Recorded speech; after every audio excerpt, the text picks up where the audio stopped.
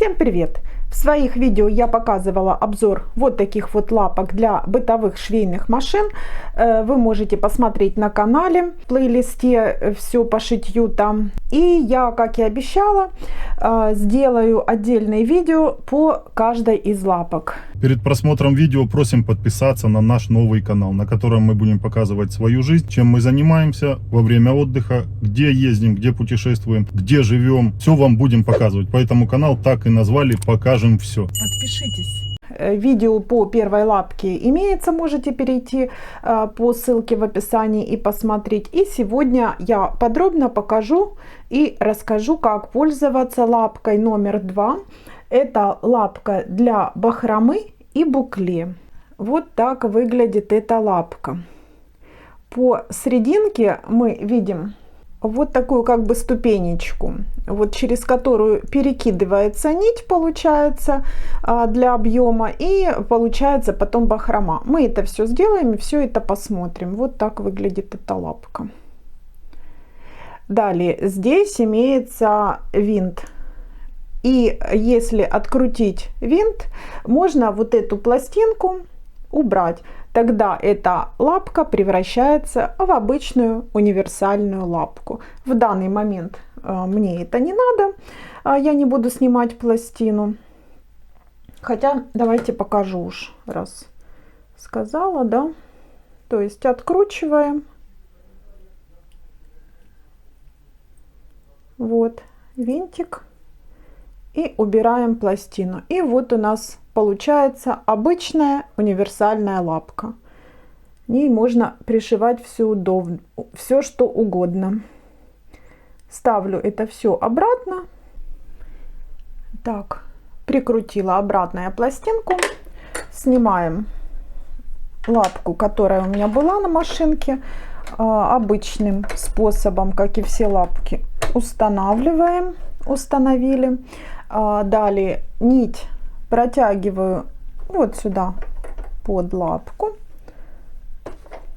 ставим ткань и далее выбираем строчку зигзаг, ставим зигзаг, далее выбираем ширину зигзага максимум. Так, у меня это 5, больше некуда. И ставим на самое меньшее, тут будет зависеть плотность, да, скажем так, бахромы. Ставлю на самое меньшее число, которое есть. Можно ставить больше, будет реже, ну, посмотрим. Ставлю вот так, погуще. Так, установили. И давайте начнем шить.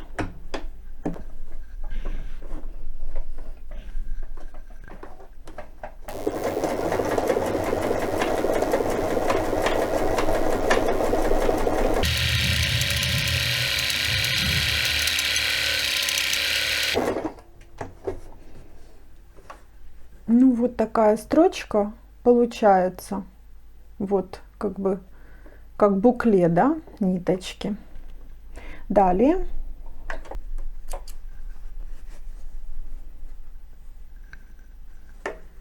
Вот, с одной и с другой стороны.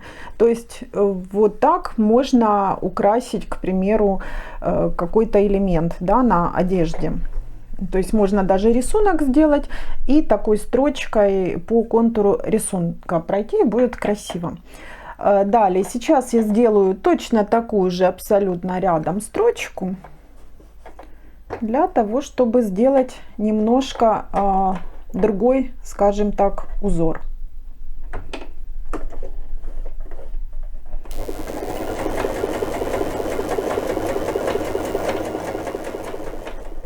Итак, 3 строчки, да, одинаковых. Вот в последней я немножко еще изменила густоту, да, вот этих вот стежков. То есть я уменьшила до 0 практически. То есть чем гуще, вот видно, более рыхлая, немножко еще гуще и еще. Тут смотрите, как вам понравится, подбираете на кусочки ткани, и дальше уже можно выбрать, что надо. Далее, сейчас я эту лапку убираю. И ставлю обычную универсальную лапку.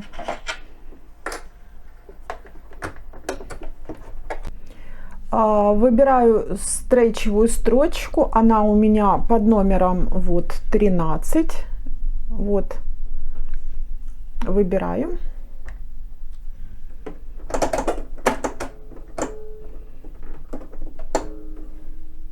Выбрала.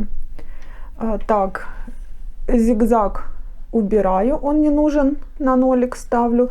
И шаг выбираю, ну тут тоже смотрите сами, давайте на 2,5 поставим. То есть тут можно тоже выбирать, уже посмотреть, попробовать варианты, как больше понравится, так и делать. И шьем. Для этого варианта, кстати, можно, я пока просто не показывала подробный обзор по этой открытой лапке. Удобно именно этой лапкой было бы здесь воспользоваться, чтобы, ну вот как раз по размеру, да, и чтобы ровно по серединке идти. Ну, мы пользуемся, к примеру, тем, что есть, да, универсальной лапкой сейчас. Ставлю на серединку, чтобы у меня на серединке игла шла. Так, ну и стараемся по центру прострочить, сделать строчку. Строчка у нас получается эластичная, как бы в одну вперед-назад идет. Итак, прошиваем.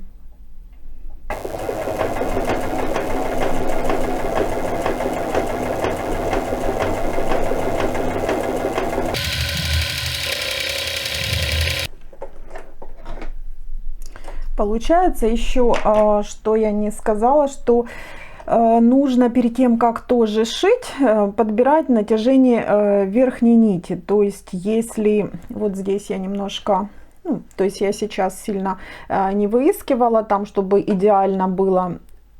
И здесь немножко вот присобралась у меня ткань, то есть можно отпустить верхнюю ниточку, сделать слабее, то есть подобрать, чтобы красиво было, нигде не сжимала ткань. Ну и вот такой тоже интересный красивый узор получается.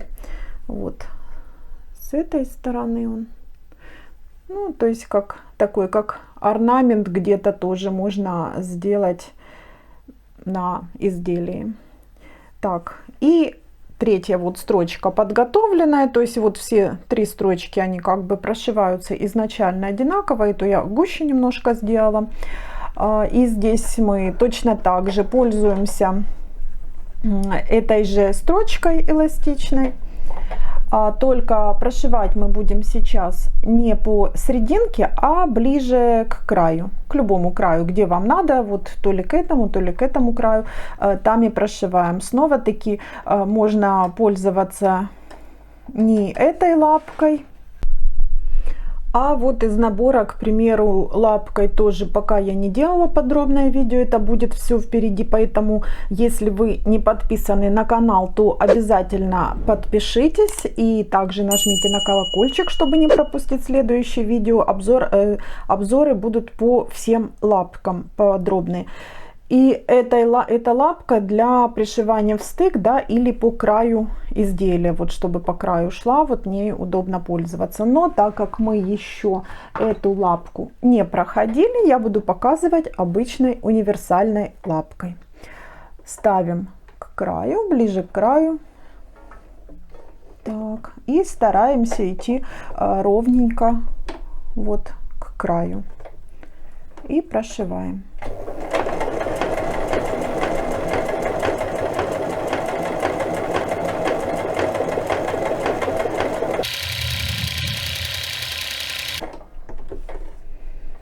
Вот так. Вот по краю у меня строчка идет. Далее.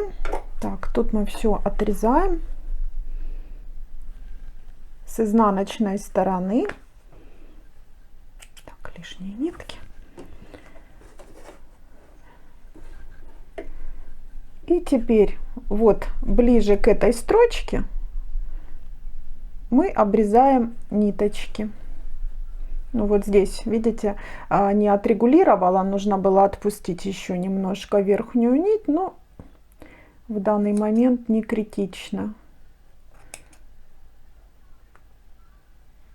И аккуратненько прорезаем.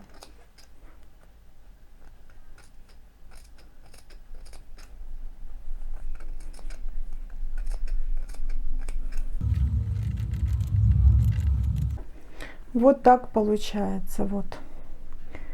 Так, вот тут не дорезала, проверили, все ниточки подрезаны. Вот. Теперь с лицевой стороны поворачиваем, да, и эти ниточки на лицевую сторону.